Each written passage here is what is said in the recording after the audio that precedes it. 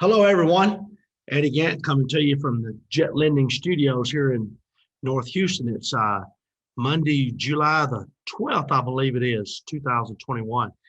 I'm going to go as long as I can. I about lost my voice. I got this allergy sinus thing going on for about 4 days now, and I've been coughing my head off. But I'm going to try to do my best. I got cough drops in my pocket. I got my Diet Coke here with me. I'm going to see if I can make this deal work without giving out on you here. I can find some cough drops. Here, I got one. Let me put a spare out on the table here. So, all right. How y'all doing? Uh, I was asked by Quest, one of my favorite groups over there in west side of Houston, Quest Trust Company. They self-directed IRAs.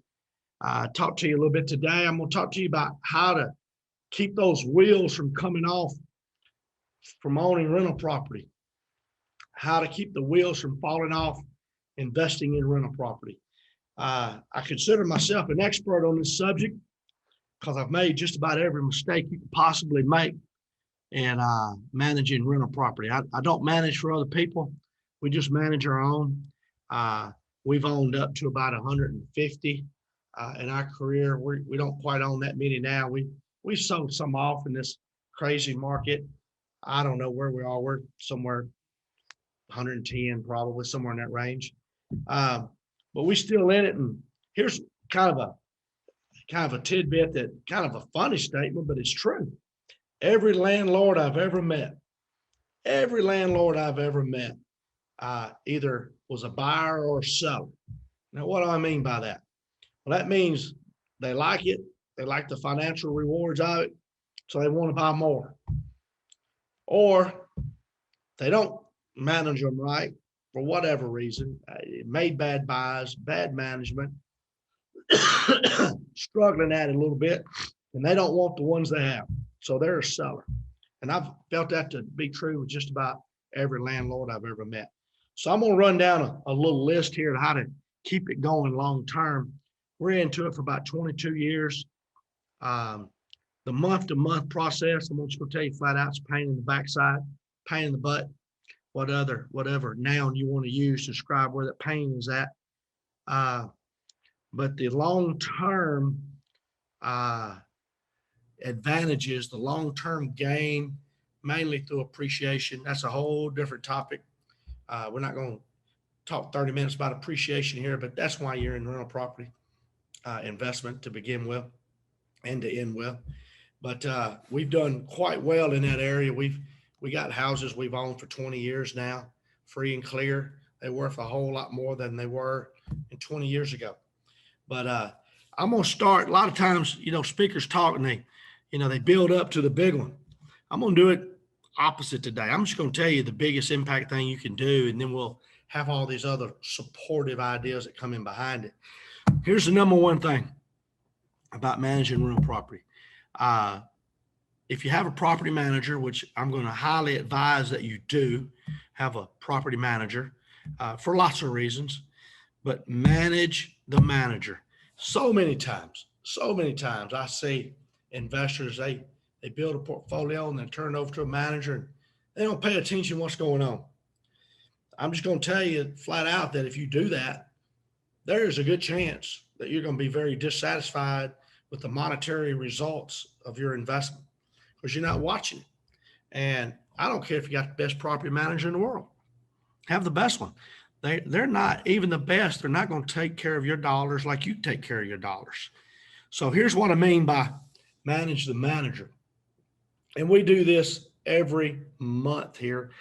And I guess we've been doing this for about, I don't know, 8-9 years. And I have fired property managers in manage the manager meeting. So what I do, I bring my property manager in once a month. He or she will sit across the table from me. And we typically do this on between the 10th and the 15th of the month. Gives the bookkeeping side time to catch up, get the final numbers for the previous month. And I'm armed with my printout. My property manager's across the table, and I got my bookkeeper here with her laptop. And I go down through the list. I just start at the top. Now, if I got a house that's renting for $1,500 a month and I look at the results and we got our $1,500 and I didn't spend any money maintenance last month on that property, we don't spend any time on that. It makes no sense to spend any time on that property. I'm looking for the red numbers. I'm looking for properties we didn't get our money or didn't get all of our money, or we spent money on it. And I get to say property number 11 and it rents for $1,250 and I didn't get my $1,250 last month. So I look at my property manager and I said, what's going on? Why didn't we get our $1,250? Well, our previous tenant moved out. Okay, when they move out? Well, they moved out into May. Well, okay, makes sense. Okay, into May they moved out. Probably not going to get any money for June. Acceptable. But let's say another example would be, well, when do they move out? February. It's July. Okay, we didn't get any money for June. All right, when's the last time we got money? February. What? Do you know what's going on here?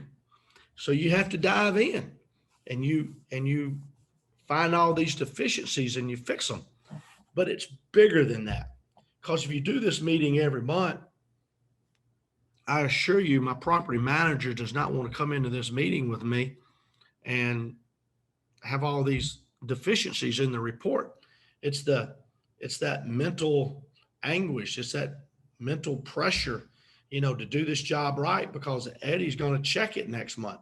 Or, if you're Joe or you're Susie or you're Mary, they know they're walking into a meeting with Mary and they don't have to explain all that. So you just go down through it and you address every deficiency you got. And if you run it like this, your deficiencies will be less and less and less and less, because they will manage it better. They will manage it tighter, because they know they got to come face you and discuss these things. And when you don't do this type of procedure, you don't have this in your operation, it is loosey-goosey. It is all over the dadgum place, and you'll never be satisfied. Here's another thing you discover. Here's a great example. This is a real example of what happened to us one day. I'm going down through here and I spotted a property where we spent $4,500 on. I said, why did we spend $4,500 on this property? Well, we had to replace the central heat and air. Okay, it's Texas. It's 96 out there every day right now, 98. Well, we gotta supply cooling to our tenants. Okay, I understand. I went about 2 more properties down. I said, wait a minute, back up. Looked at my bookkeeper. I said, didn't we replace that central heat and air a year or 2 ago in that house? She did it. Yep, 23 months ago, brand new central heat and air. What happened? The property manager took the easy way. Had no regard to my money. Central heat and air went out. Probably did go out. But they turned around and replaced the whole dadgum thing, and spent $4,500 without talking to me, without checking, without going back to the same contractor that installed it 23 months ago and seeing if there was a warranty, see if it was it was probably a minor fix, certainly wasn't a complete replacement. Unit 23 months old. Boom. Changed property managers on the spot. Right then and there. No regard for my money. So it's a harsh world sometimes, but if they're not going to take care of my money, I got to find somebody who will. But I don't know what you think and listen to this, but what I'm telling you is that the number one best tip, best managerial advice I can ever give you with your rental properties is manage your manager. I do think you need a manager. I do. It's too much trouble. It's too much headache. You might reap the rewards, but you're just not going to have, the lifestyle you want, which kind of leads me slightly into another category. I talk to the people about why they want out of the rental business or why they never got in. Man, I got tired of all those calls at night. I got tired of going over to, you know, I hear you. But if you're getting calls all the time to come fix minor stuff, you're getting calls at all hours of the night, you do not have proper structure of your rental agreements and the proper mindset with your tenants. We do have a repair deductible in all of our leases. Let me be straight up, we hardly ever exercise it. And that's the whole reason. We have it in there as a deterrent for them calling you all the time. It's in there. It eliminates all of the bugging miscellaneous calls, the door squeaks, the ceiling fan rattles, toilet stopped up, which is almost always their fault. It could be your sewer line, it could be your malfunctioning plumbing system, but it's usually something they put in. Okay, almost always. So if you properly structure your leases and you set the right expectation up front, you don't have a lot of calls. You really don't. You get the call when the AC's out. You get the call if the water's flowing into the property. You get the call if water's backing up in it, and you get the call if the stove's not working. Other than that, you don't get a lot of calls. You really don't. It's this proper structure. The second thing behind manage the manager, I got to tell you about these rental properties is you got to eliminate the cancer of rental properties, and cancer is vacancy. Once a house goes vacant, I think all of you probably smart enough to figure out you're not getting your rent. But then you also have lawn maintenance, utilities, all the other expenses that the tenant may normally pay. Now you're paying until you get it back occupied. Utilities for sure, lawn maintenance if it's a house, and even pool maintenance if you if you have a pool. So you got to eliminate it. You eliminate it by various ways. You take care of good tenants. If you got a tenant that's taking care of the house, on time with their rent, it's clean, you don't have issues, and you got minor things come up or moderate things come up, maybe you feel like you shouldn't have to do it, but these good tenants, man, you just take care of them. I mean, you want them in there. You got to eliminate that vacancy. On the flip side, tenants is not taking care of your property. You got to be tough on them. You got to set the standard up front. And here's one I see violated a lot. You get this is something about managing your property manager. I catch them doing this and it gets my temperature up. And what I'm talking about is they have a request for repairs, but they are currently late on their rent. You must have your system in place that you do not do repairs when they're late on their rent. If they're late, we don't do repairs. Now I say that unless it's something's damaging my property, water flowing in through a hole in the roof because a limb hit it, it's going to damage my property. So I might make an exception in that case. But basically all else, if they're late on the rent, that is the best incentive you got to get the rent current. But I get very upset with my property manager if they're out doing repairs and we don't have our rents current. And I highly advise that you do the same, that you don't do that.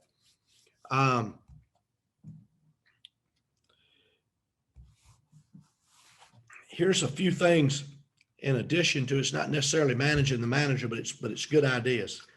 I'm going to tell you one here we do. We're talking about eliminating vacancies still, and this goes into the category of filling vacancies. We have a 100% approval program over here. And I know somebody probably fell out of your dadgum chair when I said that, but it's true. Cough drop number 2, so I won't cough on you too much here. We do. If I take an application and just terrible credit, our solution is very simple. We charge more than the standard 1 month's deposit. we very often will ask for and receive not just 1 month's deposit, but 2 times the deposit and 3 times the deposit. We took one just the other day up front before they moved in, got the keys. I got 3 months deposit plus the first month's rent. Okay. That's four. That's 4X right there. Let's say that rent's $1,500 a month. That's $6,000 we just got to move them in. And we only do that when the credit's bad and they got judgments from other landlords. There's reasons. Everybody's turning them down. We got them, got the 4X deposit. I'm going to tell you something. We've been doing this 3 or 4 years. And when we get double and triple deposit on somebody that's very damaged credit wise, those outperform the good ones. I know it's crazy, but it's worked for us. Hopefully you can try that and maybe it'll work for you. Another thing we do is some of our paperwork, we have big bold red letters that basically says if you break your lease, you leave here owing us money, you damage this property, we're turning you over to the collection agency. And we are signed up with a collection agency. Let me be straight up with you. I don't think we've ever gotten $1 from a collection agency.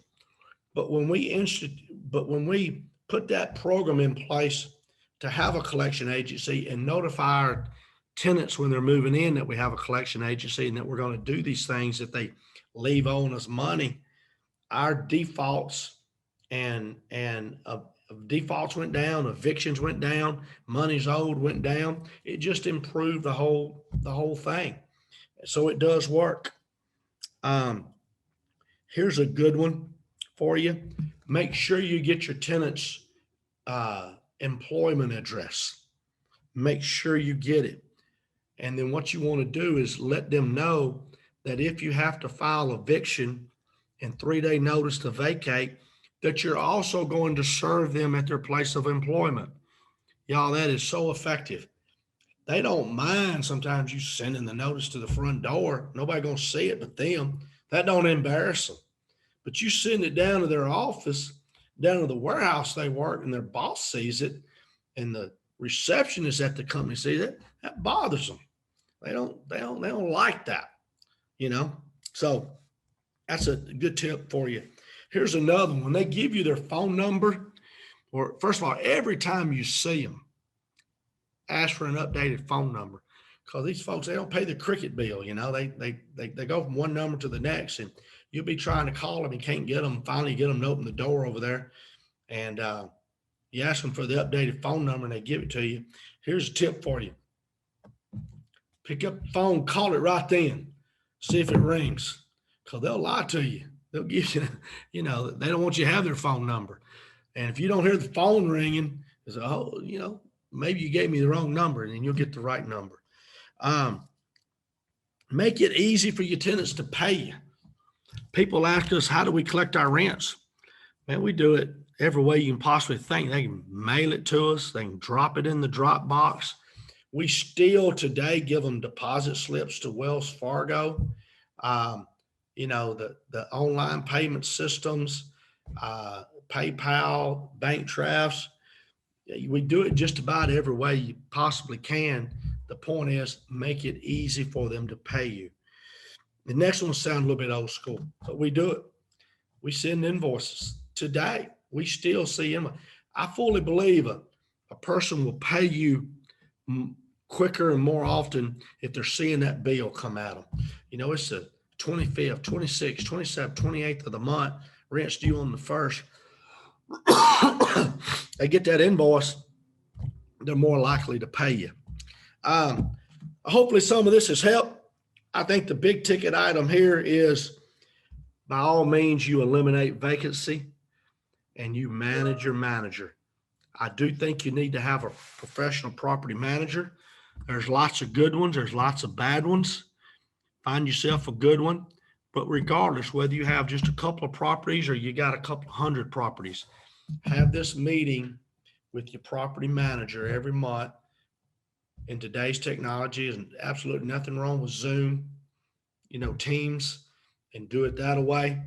But one way or another, have a regularly set monthly meeting with your property manager and manage the deficiencies, manage them effectively, and you will see your rent receivables go up and your rent deficiencies go down. Eddie Gant from Jet Lending, we'd love to do some business with you. We have money to loan. We loan money to real estate investors to buy and flip. We loan money to real estate investors to buy and hold. Small commercial, we're doing more and more of that every day. We're located in North Houston. We're at most of the major meetings around town. A lot of you probably ran into me or Johnny or Alex or Rob or some of the other ones throughout your visits. Get in touch with us. Info at Jet Lending. Here's our phone number. Eddie at Jet Lending will get you to me. I'm sorry for coughing. I've enjoyed it. Hope to see y'all soon at a Quest event or a Jet event. Y'all have a great day. Bye-bye.